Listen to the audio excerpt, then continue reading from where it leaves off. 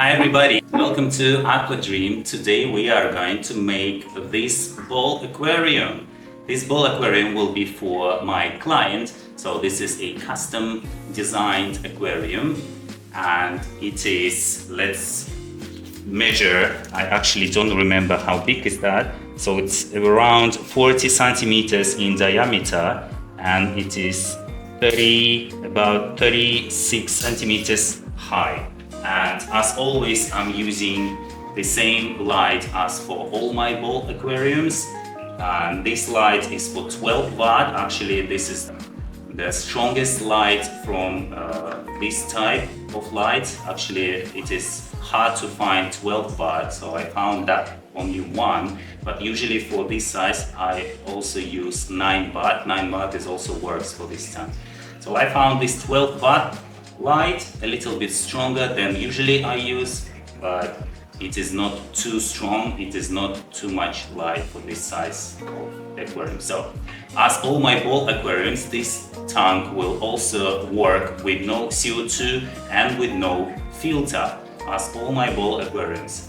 And you might ask, how do aquariums with no CO2 and no filter work? Well, it's easy and simple. It's simply nature and you don't need CO2 injection. There is always some CO2 available naturally in the water column by microorganisms, fish, shrimp and other and bacteria breathing, and some CO2 comes from the atmosphere, and yeah, so there is always a little bit of CO2 dissolved. And the main thing for the low-tech aquarium like this with no filter and no CO2 is the right plant choice. So I'm going to use mostly the same list of plants which I use every time for all my low-tech aquariums, because they work best and they do not require a high level of CO2. They are not demanding plants, they are easy plants and best for low-tech tanks. So also I'm going to use, as always I do, and I recommend you to do the same, I will use a big mass of plants from the beginning. So I'm going to plant as many plants as possible, because this aquarium will work with no filter, and the filter will be the bacteria and the plants in this tank. So they will actually be your filter. That's why we are going to build the base for plant growth. We will provide all the nutrients for the plant growth, for the plants to be happy in this aquarium and grow and clean your tank. And we're also going to provide a good home for your beneficial bacteria that will actually clean your aquarium, will filter your aquarium. So we also have to think about the bacteria, where will it live and how will it survive. So we are going to create all the right conditions for the bacteria and plants to thrive in your aquarium, so your aquarium will be balanced, stable and beautiful for a long term. All right, so that's all for the light, that's all for the tank today. And also I'm going to use this piece of wood today. Look at this weird shape, this circular shape of the wood. I really like it because it repeats the shape of the tank. So I never used such a shape of the driftwood before. I really liked this piece, so I got it, and I think it will look beautiful together with the plants on it, with the rocks and the whole hardscape. So I can't wait to start, so let's get started. And first I'm going to remove that piece of wood, and we are going to build a home for the beneficial bacteria, that base which I always use for all my tanks. Let's get started. I'm going to remove that piece of wood for now. I already prepared the base for the bacteria. So this time I'm going to use the fine ceramics like this. This is a fine ceramic. Usually I use river pebbles or fine lava rock. These are also work very well, so you can use either lava rock or river pebbles, or even expanded clay that you can buy in the flower market. That will also work for the bacteria colonies. But this time I ran out of river pebbles and fine lava rock, but I got these fine ceramics. They will also work, and this is actually the first time I'm going to use that, so I will see in the future which base is best. For now, from my experience, the best bacteria colonies layer is river pebbles. I think from all my tanks, I noticed that where I used the fine river pebbles for the first layer, I think these aquariums show a very stable ecosystem. So I think bacteria colonies love to settle and colonize in that river pebbles. Alright, let's apply that ceramics. The thickness of the first layer will be around 3-4 centimeters, and I usually make the back a little bit higher to create that deepness a little bit.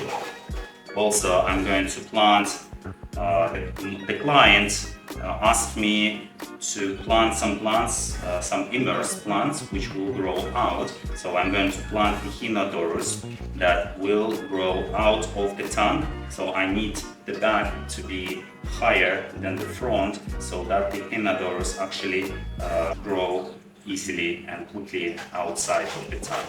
So I'm going to put more of the first layer at the back to increase the level. Right? I think that's enough because we will have some other layers of the nutritious substrate for the plants. So we don't need too much of the first layer. Now using the brush, let's make it look nice. Let's arrange it the way we want. We don't really need that to be seen in the front, but we need more at the back. Alright, so bacteria that you will use for your tank and the bacteria that naturally will come with the plants to your tank will settle here, colonize, and that will be actually your biological filtration. Yeah. Alright, so the first layer is ready. Now we are going to build the nutritious substrate for the plants to grow. And usually I do not use just a regular aquarium soil.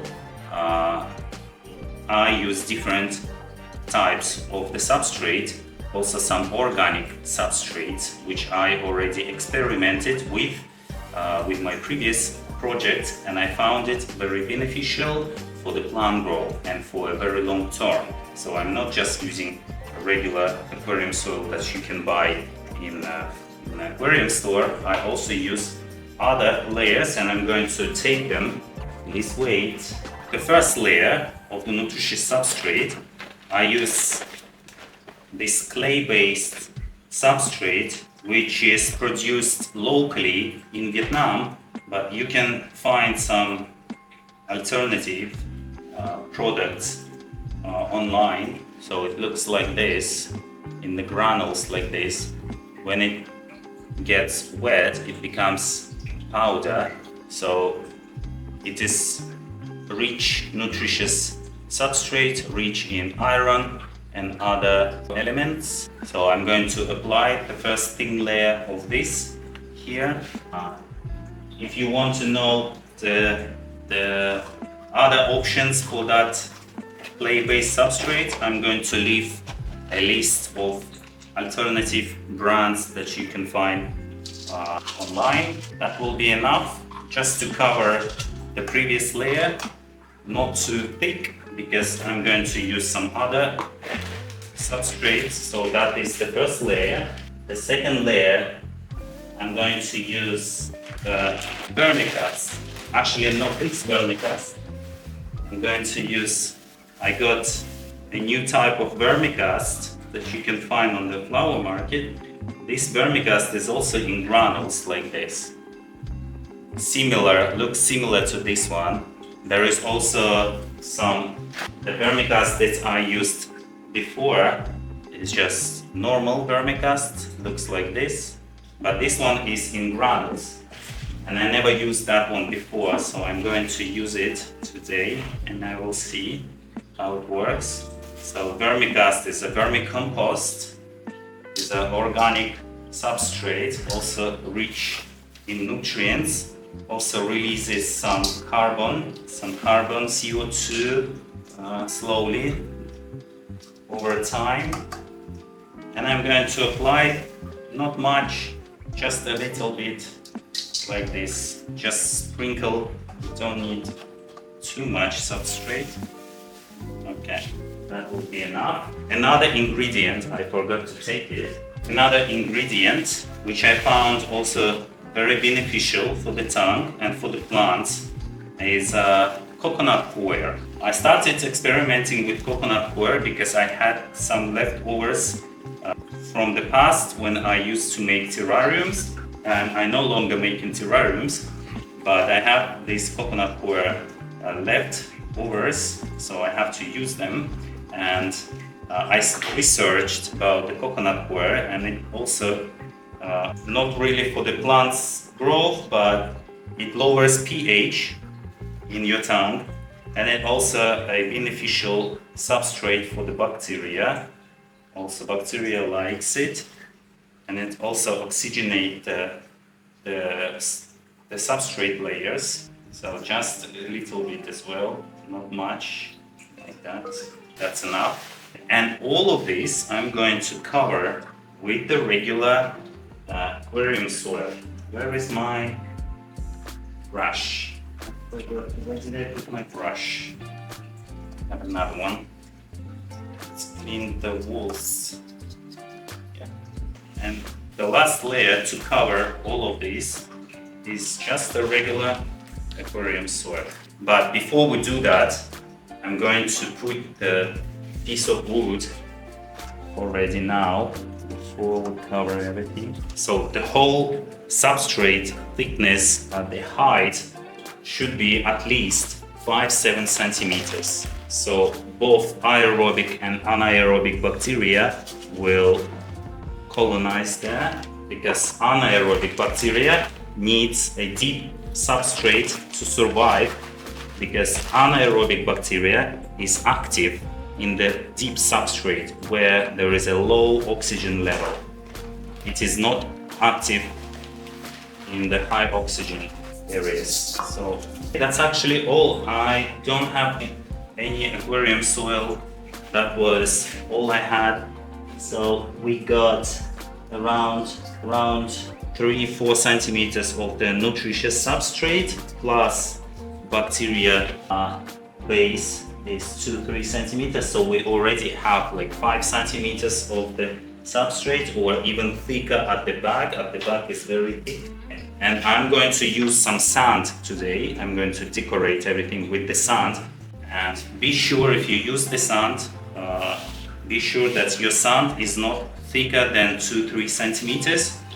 If you make it thicker, then the hydrogen sulfide that is released by some bad bacteria in your aquarium, especially in the cycling process, when the plants are still not rooted, it will be harmful to your aquarium. So if you use sand, don't make it too thick.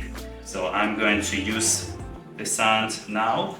I'm going to apply it now. Actually, no, I'm going to apply the rocks now.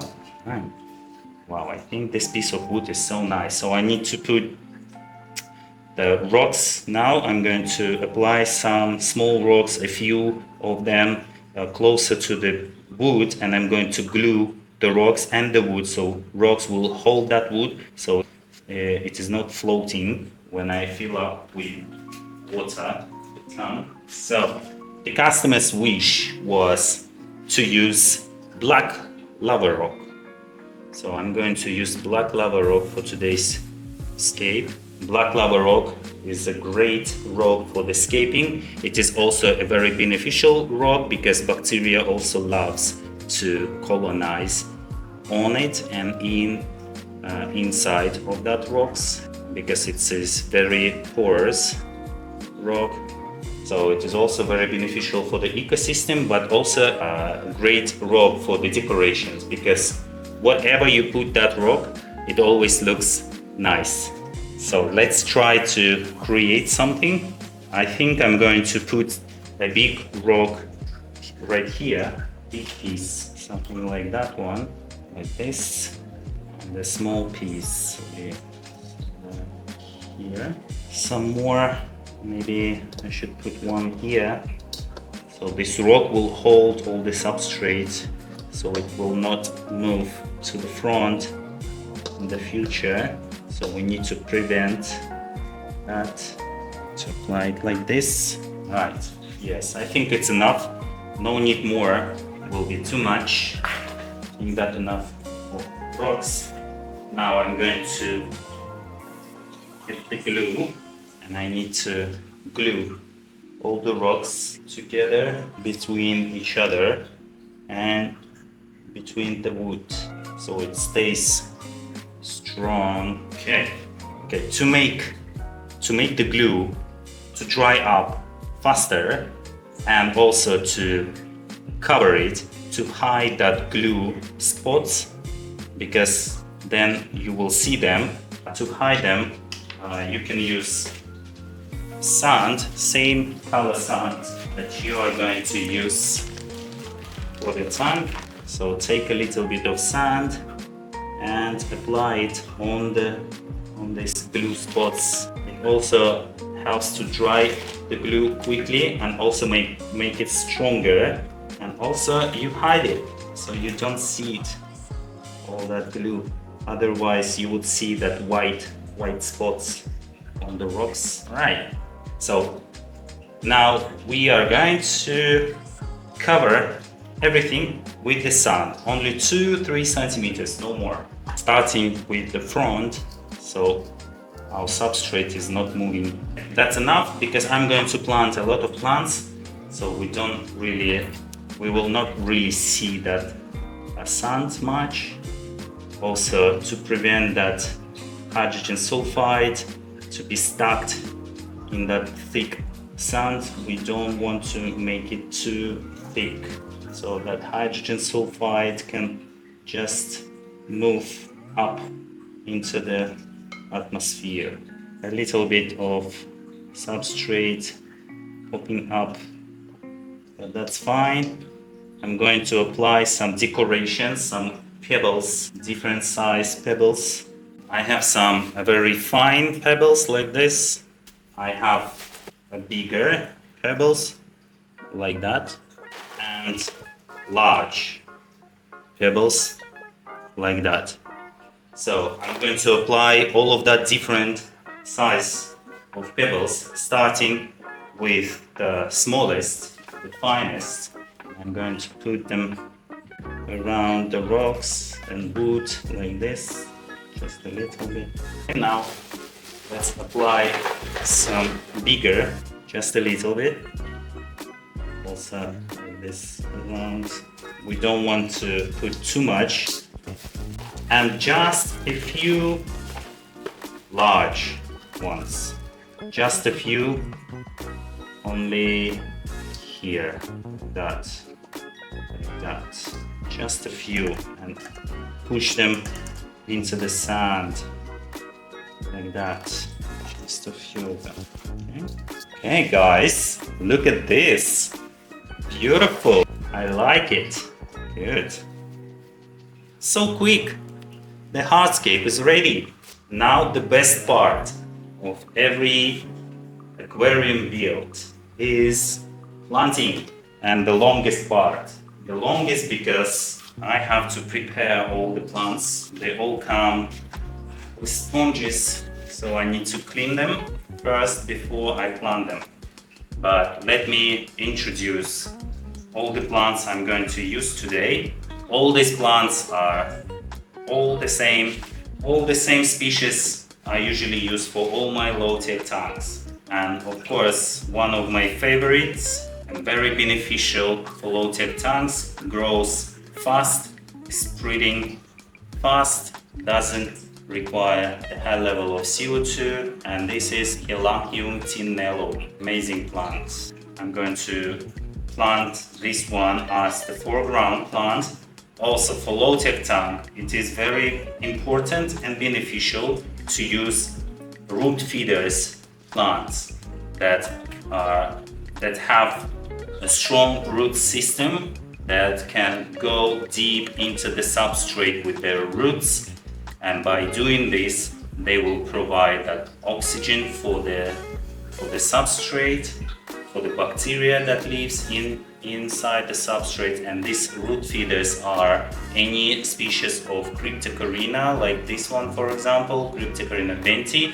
This is the immersed form of that cryptocoryne. You can see that the leaves are green here, but once it starts rooting and growing in the aquarium, it will change into kind of reddish brown color leaves, and the leaves will change its shape as well. It will be very beautiful. And I also like this cryptocoryne in low-tech aquariums because it grows differently in low-tech and high-tech aquariums. I have the same species in my high-tech aquarium with CO2, and this cryptocoryne grows differently in that tank. It grows actually taller, much taller, and the color is different. I actually like it more in low-tech aquarium because in low-tech aquarium with no CO2, this cryptocoryne will grow short and red, more like a foreground plant. A very nice one. Next, of course, another cryptocoryne species is Cryptocoryne wendtii. Also a very nice, when it's fully grown plant, it becomes a very big bush, very beautiful. Also not demanding plant, but very beneficial. Also root feeders with very good root system. Cryptocoryne parva, not as adaptable as previous Cryptocoryne species. It will lose some leaves because now it is in its immersed form. So for the first 4 weeks it will melt some leaves, so it will become not as thick as you can see it now, but eventually it will survive, feel good, and stays healthy. Next, of course, is Anubias nano petite. It will go on the wood and rocks as well. Anubias nano petite, one of the best Anubias species, very adaptable, very hardy. Anubias grows very nicely in low-tech tanks, both submersed and immersed form. Next one is Bucephalandra. The best Bucephalandra species I found the species that are darker with like browny leaves. They are strongest Bucephalandras. Bucephalandra really likes a very clean water, fresh water. So it is very important if you use Bucephalandra for your filterless aquarium like this one.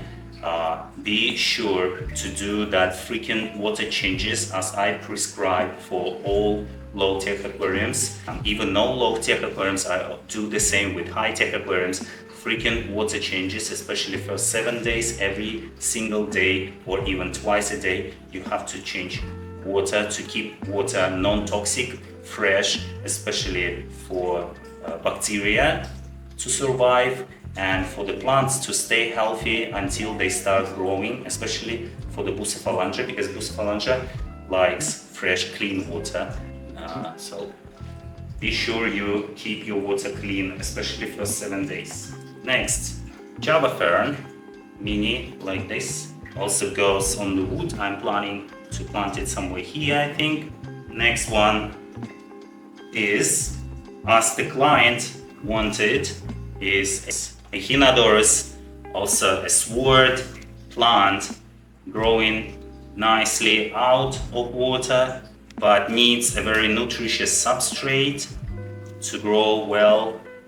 And the client wanted it to grow out of the tank, so it will grow out like this from the back.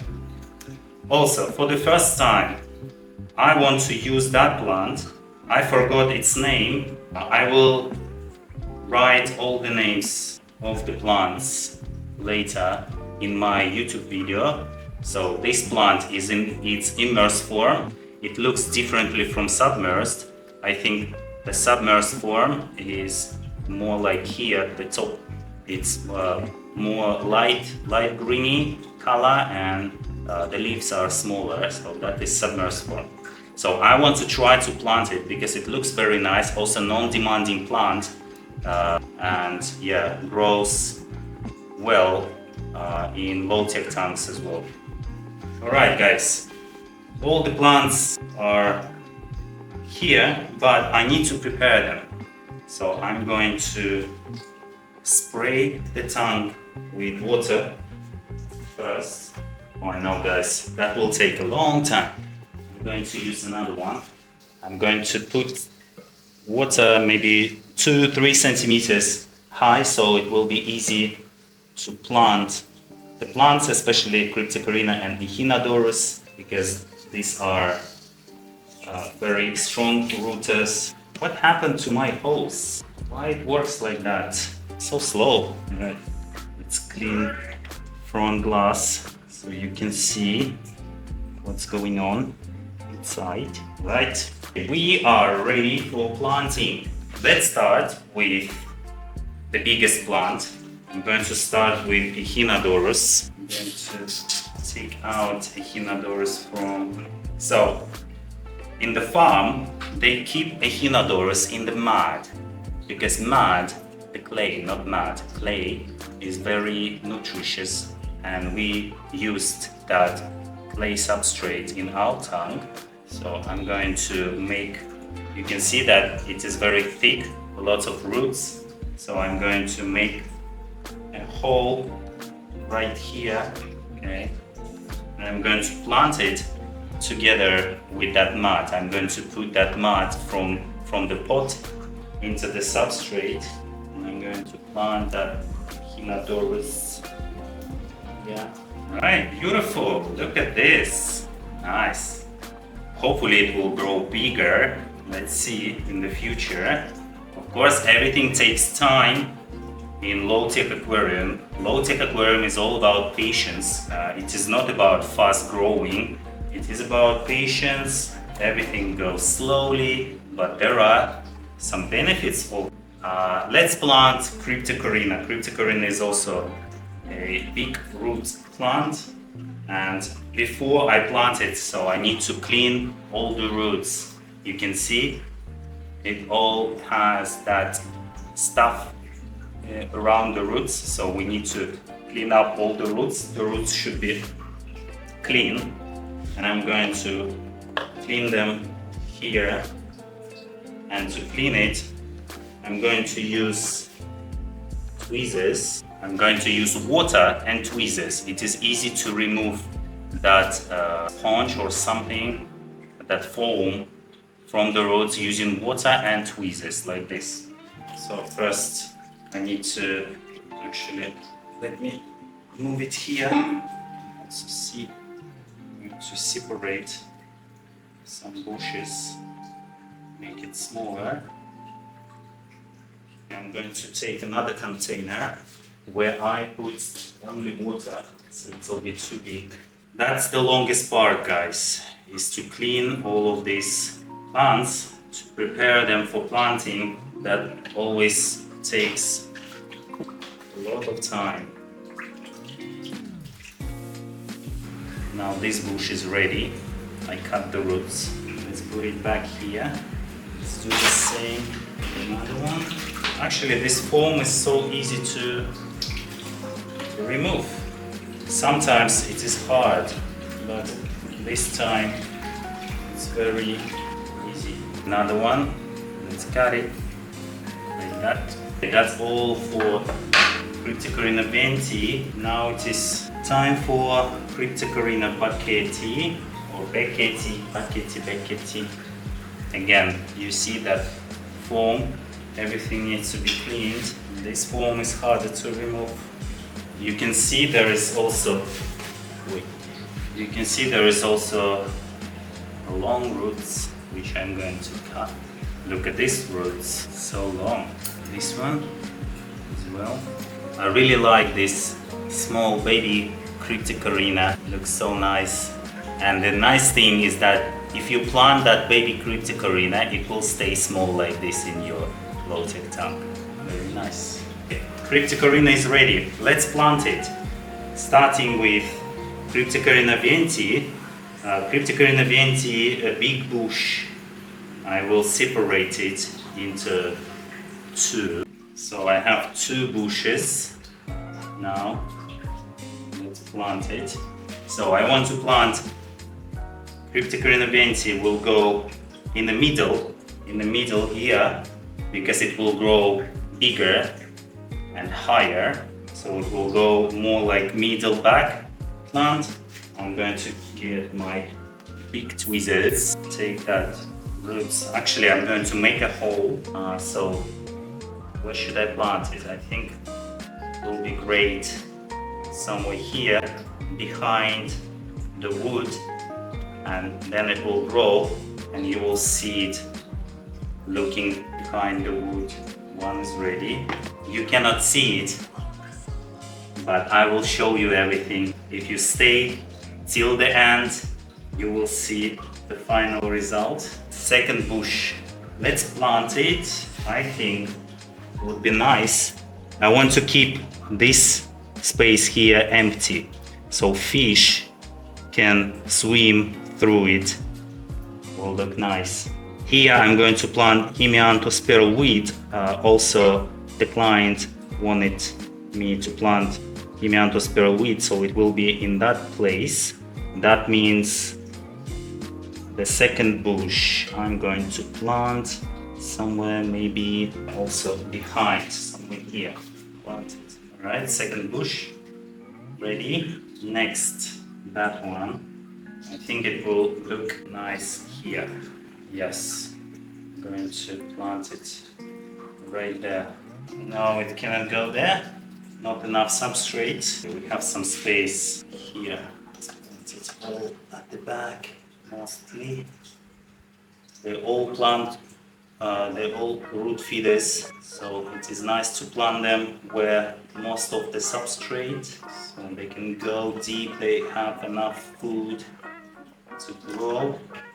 Next, Cryptocoryne backettii. And Cryptocoryne backettii will change. Cryptocoryne backettii here will grow actually lower, shorter. So that means I can plant it somewhere in the front, somewhere here. So first, it's gonna look like it's too high for the front, but I'm telling you that it will change. It will become shorter, red color. Be sure that all the roots are in the substrate. More here. That's all with Cryptocoryne. Let's check again that all the roots are inside the substrate. This one is ready. That one. Good. Alright. Next. What do we plant next? Cryptocoryne parva. Let's plant Cryptocoryne parva. I need to clean up the roots again. So parva is ready. Let's plant these two bushes. Would be nice in the front as well, together with tenellum. As a mix, it will look very nice here. And another one, try to plant it here. No, it's not gonna work here. Let's try it there. It will be together with the hemianthus weed. This one is going to be like behind the rock.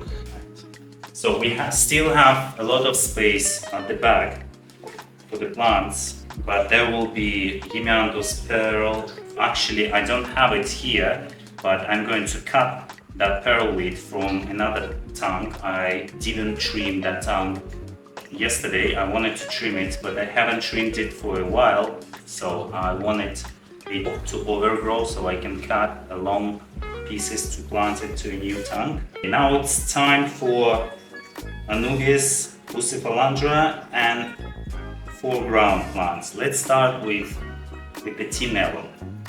Tenellum grass. I think I got too much tenellum again. I always get too much tenellum, too much of my favorite plant.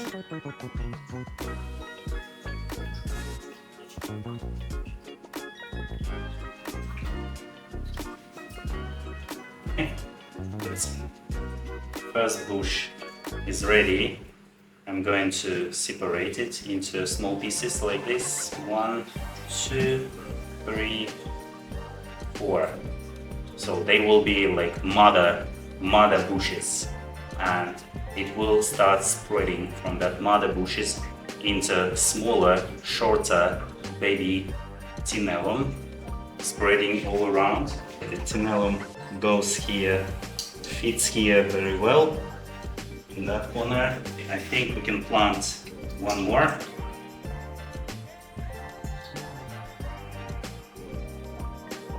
Here. Guys, why did I buy so much? That will be too much. I don't have anywhere to plant these leftovers. I don't know what to do with that leftovers. Why did I buy? Why do I buy more plants? Well, actually it is good to buy more plants, to have more than you need, so you can play with them. And actually more plants is best for your tank. Let's try. Maybe I will find some places at tenellum. The tenellum is ready. I'm not going to plant more because these small bushes will actually grow fast. They will actually spread fast. I need to spray some plants before we continue. In the front glass. What do we have left? Still a lot of plants, guys. Why do I always buy more than I actually need? It's actually a good thing. Better to have more than less, but again, how can I use all of that leftovers? Anyways, now let's plant this fern. The fern is next.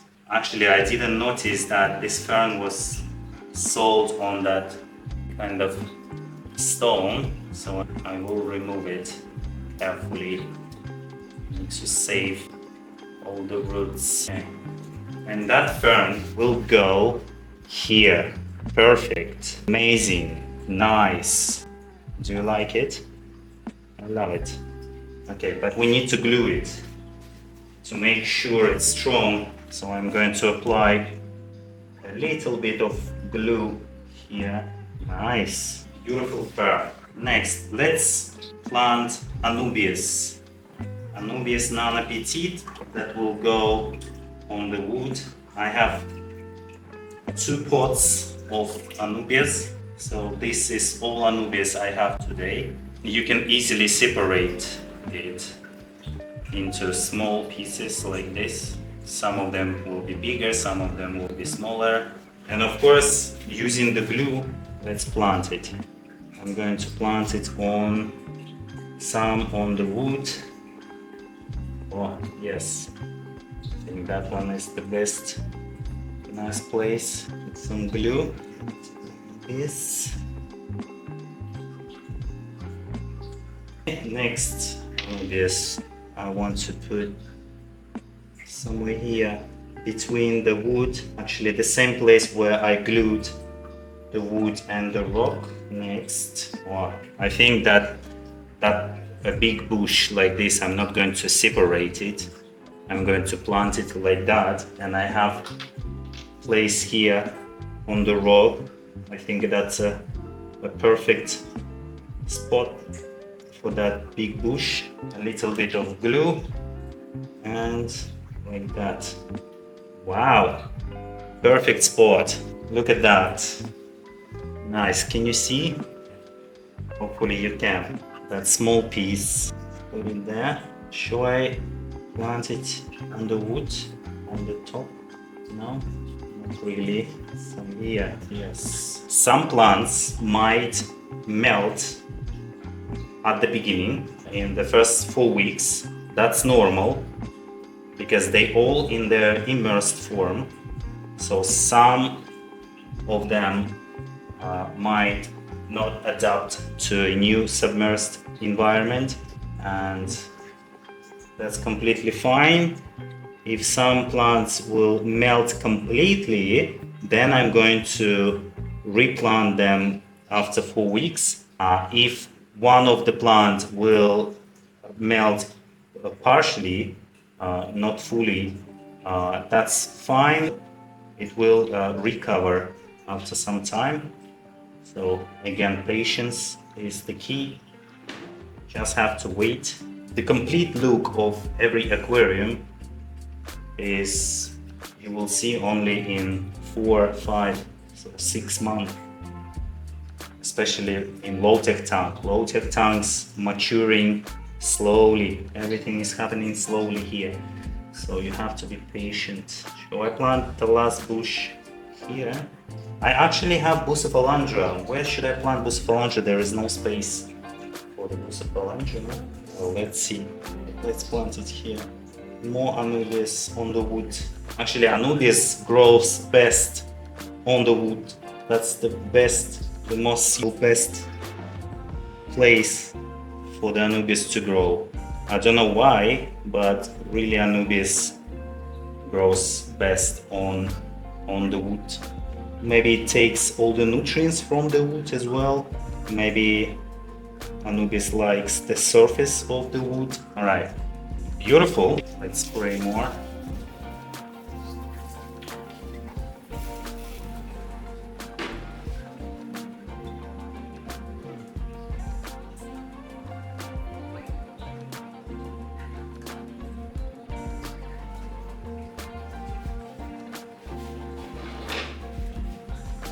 I would love to turn on the music, but I cannot because I'm recording the video, so I cannot turn on the music because there might be copyrights and my video will be banned.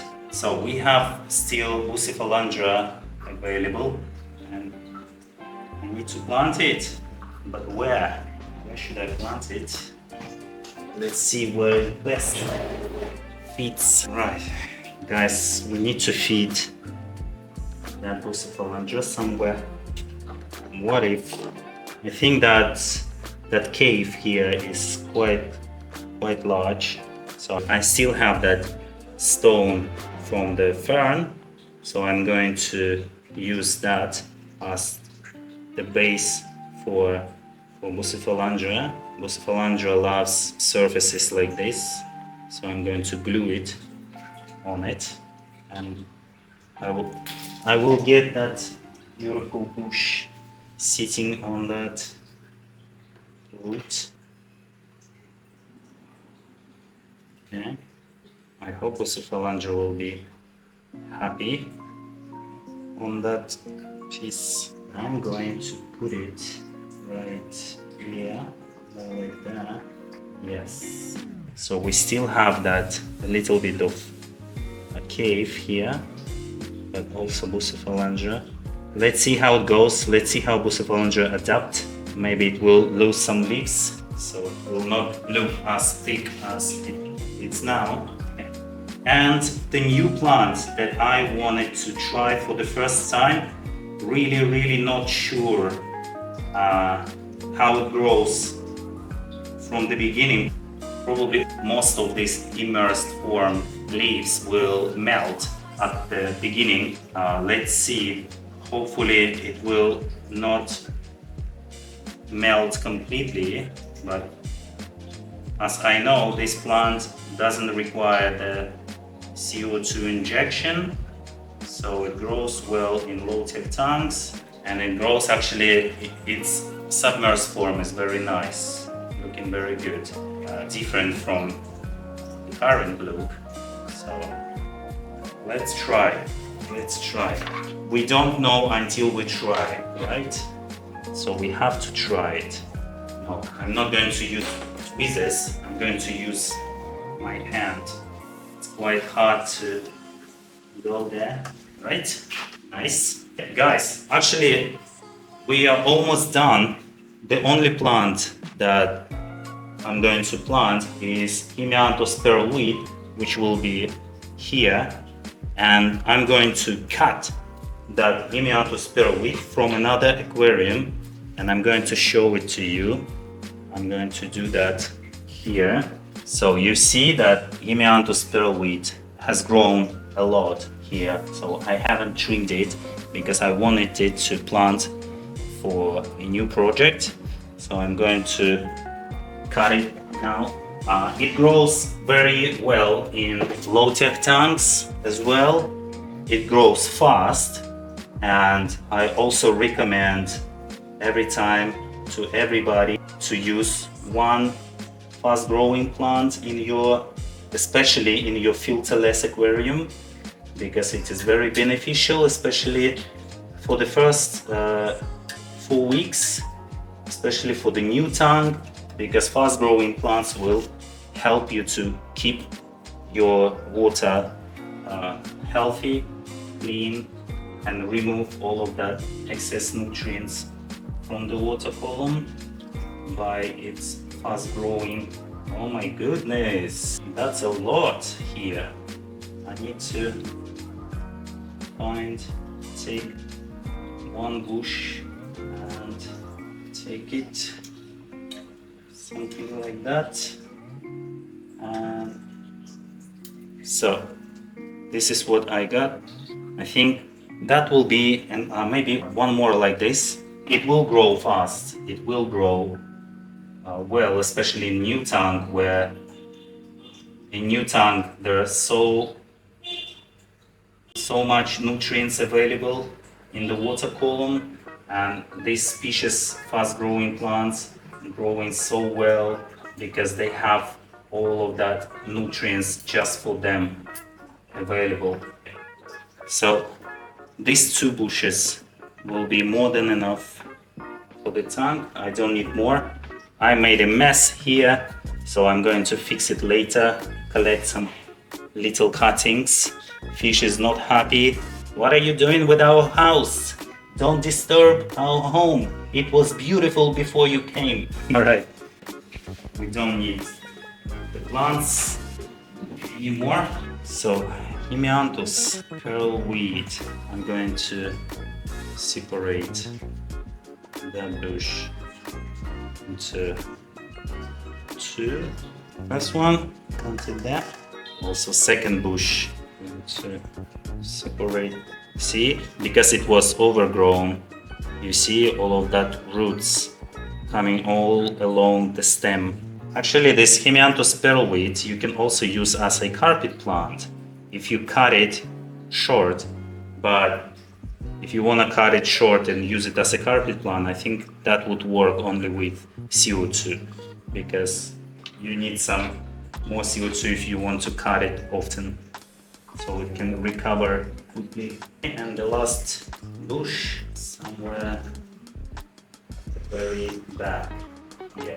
Guys, we are finished. Are you still there? Right. The only thing we need to do is to fill up the tank with water, and everything is ready. Nice.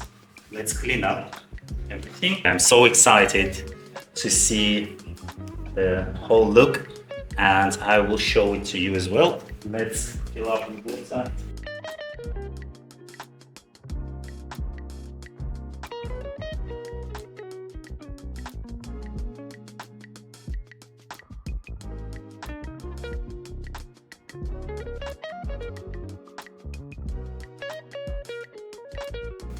Almost there.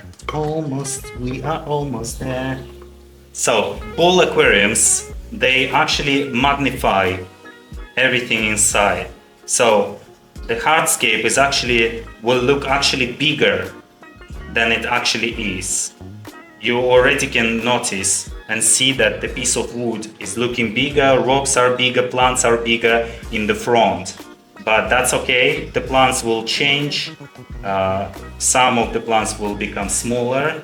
Also fish, nanofish, only nanofish is suitable for this aquarium. A small nanofish species and they will also look bigger in the tongue. Right, we're done. That Bucephalandra looks too big here in the front. I think I'm going to move it because, as I said, the glass magnifies everything. Everything looks bigger, so that Bucephalandra doesn't look really nice there. Let's try to move it here. But then I cover the cave, which is not nice. Do I actually need that Bucephalandra here? It looks too big. Guys, I'm not going to use Bucephalandra in that scape. Instead, here, I'm going to collect all of that substrate from the sand, and I'm going to plant more helanthium tenellum there. I think that would be best. I'm going to prepare one more bush of tenellum, with the tenellum spreading over that cave. Would be look much more balanced, better than that Bucephalandra. Bucephalandra doesn't fit there.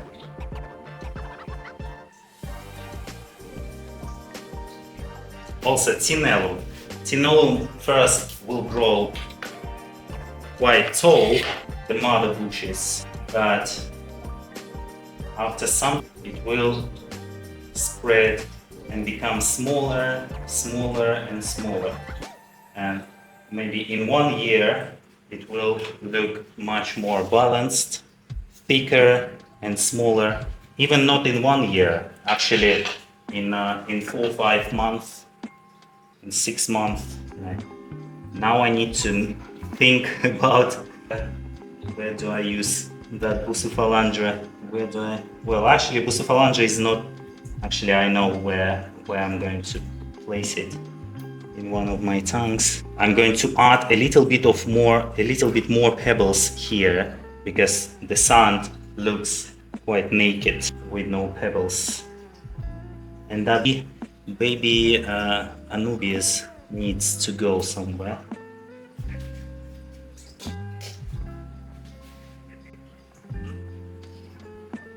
I can fit it with no glue.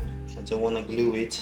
See how my hand is looking much bigger. All right, there is still a little bit. You can see the substrate, but that's fine.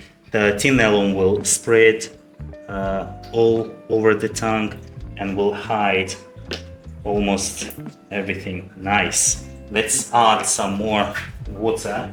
Now it looks better, much better than with Bucephalandra. Oh no! Cryptocoryne parva wants to float. No, stay inside. Stay. Do not flow up. Now let's collect all the small particles, plant particles, to make water as clean as possible. We don't need any waste at the beginning, so they are not growing yet. The water is not getting filtered and cleaned by anything. No bacteria, no plant growth. That's why only you can help the bacteria and plants to start growing, to survive. And these first 4 weeks is your job to do that, to keep your tank clean with fresh water every day. Change water every day for the first 7 days. Second week, you can start changing water every 2 days. Usually from the third week, I change water 2 or 3 times a week. And from the 4th week, I already usually only change water once a week. Let's clean the glass.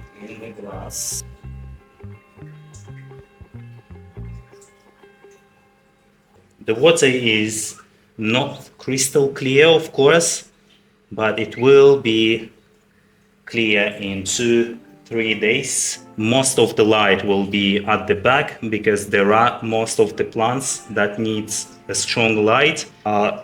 Tenellum will be having enough light. It's not very demanding for the light.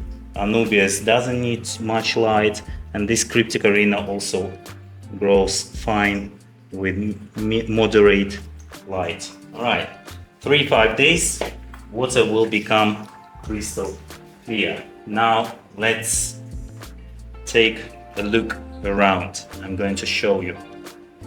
I already have snails, neritin snails, as the first tenants always comes first to a new tank, but only snails.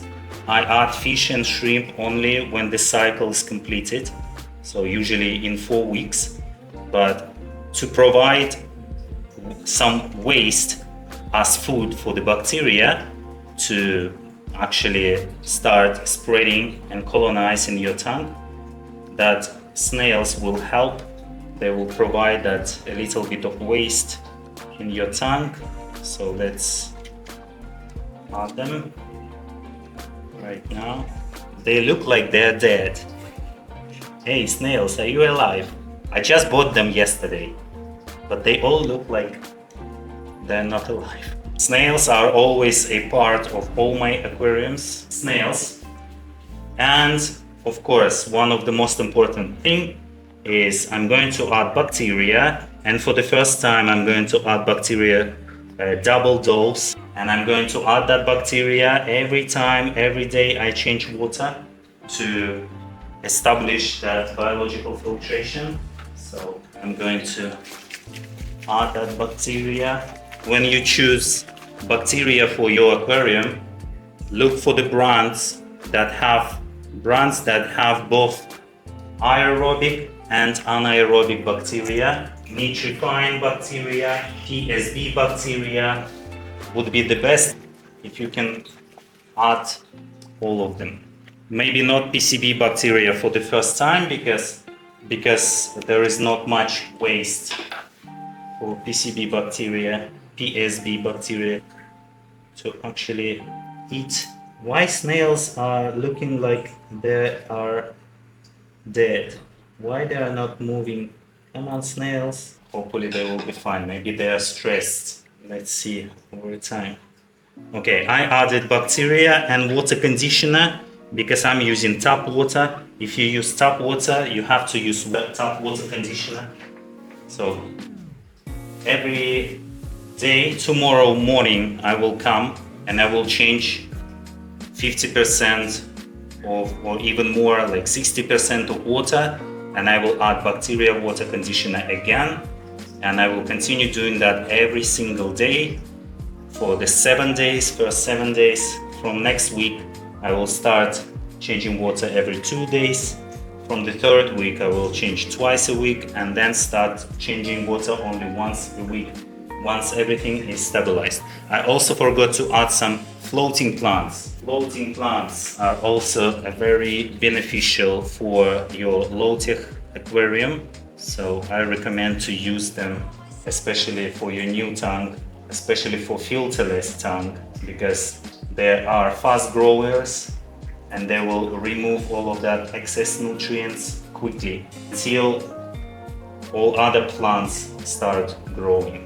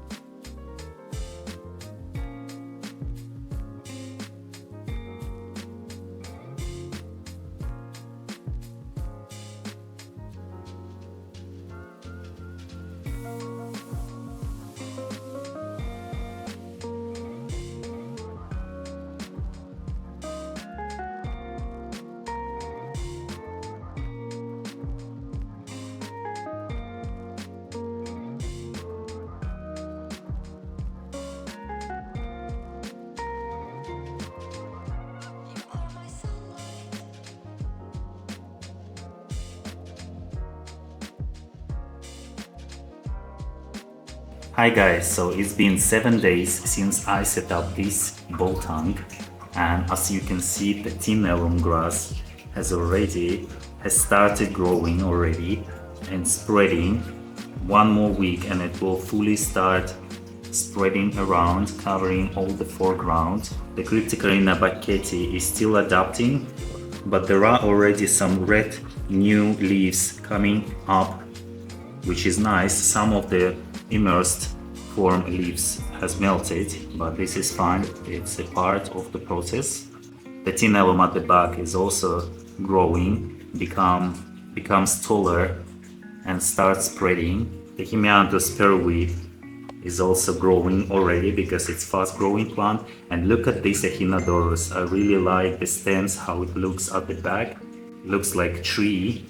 And this echinodorus actually started growing already. There are already some new leaves appeared here. I really like it, and I think it will look just amazing in a few months.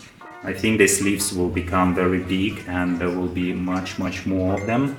The floating plants are growing very fast, so I removed some already. They always grow very fast in a new tank because there are so many nutrients available and not all the plants have started growing in the full potential, so almost only this duckweed is getting all of these nutrients, so that's why it's growing so fast. Guys, so this tank overall is doing very well. I changed water every day for these first 7 days. Now I will start changing water every 2 days or 3 days, and the third week I will change water only 2 or 3 times. And starting from week 4, I will only change water once or twice a week. But from the 5th week, I will definitely start only changing water once a week. Nice, looking so good. The water is so crystal clear. I love it. There are already some snails, meriting snails as always, first residents. And fish and shrimp will by the customer. And that's all for today, guys. If you liked my new filterless scape, hit the like button, subscribe to my channel. Also, don't forget to follow me on my Instagram or TikTok page where you can see the updates of all my tanks. I also provide a personal guidance, personal consultations on my paid Telegram chat. The link will be in the description below if you want. You can subscribe, pay a little fee, and I will help you with your aquarium. And I'll see you next time in my new projects. Bye!